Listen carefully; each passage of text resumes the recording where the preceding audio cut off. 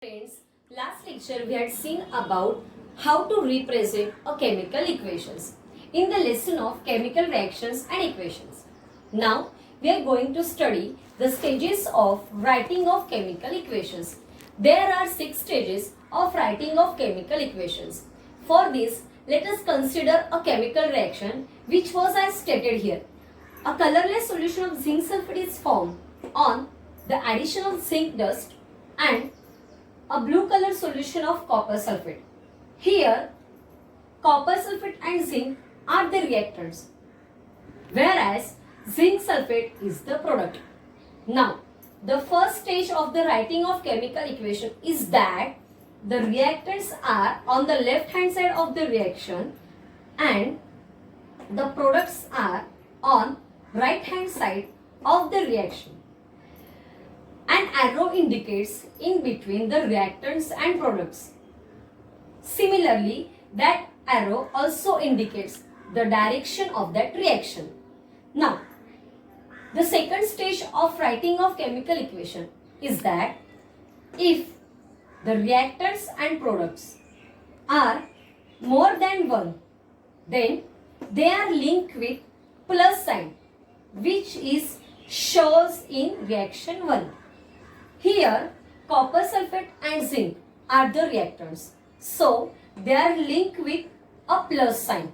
Similarly, we get zinc sulfate as the product and copper particles. Here, both of they are linked with a plus sign.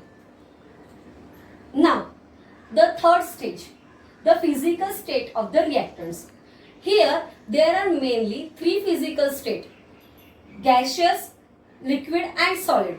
So, if the physical state of the reactants can be written in the reaction like this, if the state is in solid, then we have to write small s in the bracket. If the physical state of the reactant is in liquid, so we have to write small a in the bracket.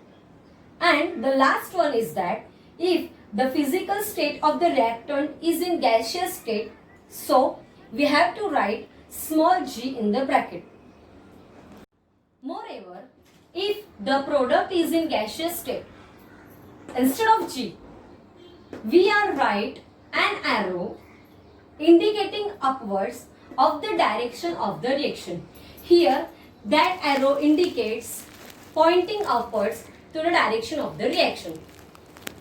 Similarly, if the product is in solid, which is insoluble solid, that is precipitate is formed, then an arrow pointing downwards are using instead of writing solid S. If the reactants and products are soluble in water, then that solution is said to be in aqueous solution.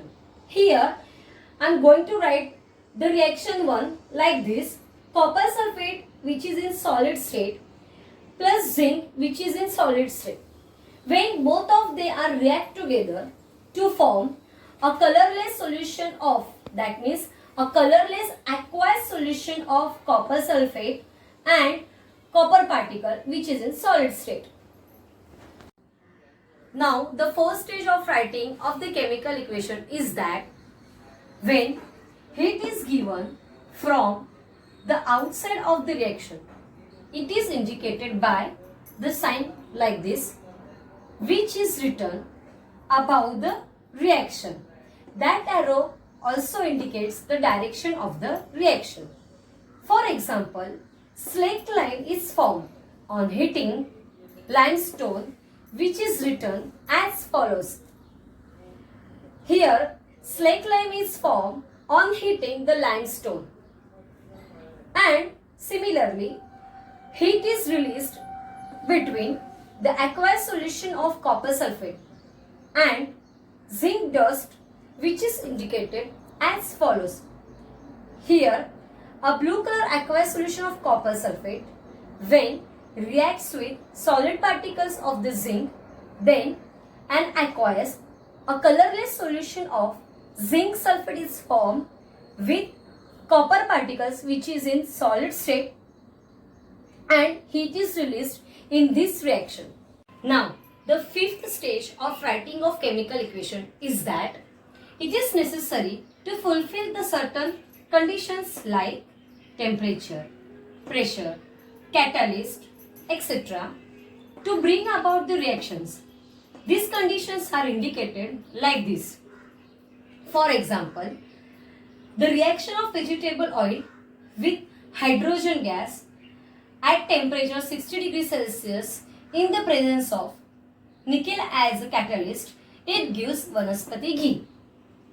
Now, the last stage of the chemical reaction, last stage of writing of chemical reaction, special information or name of the reactants or products are written below the formula.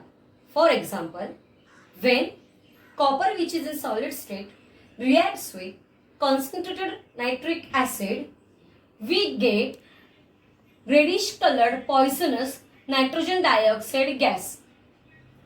However, on reaction with dilute nitric acid, the product form is nitric oxide gas.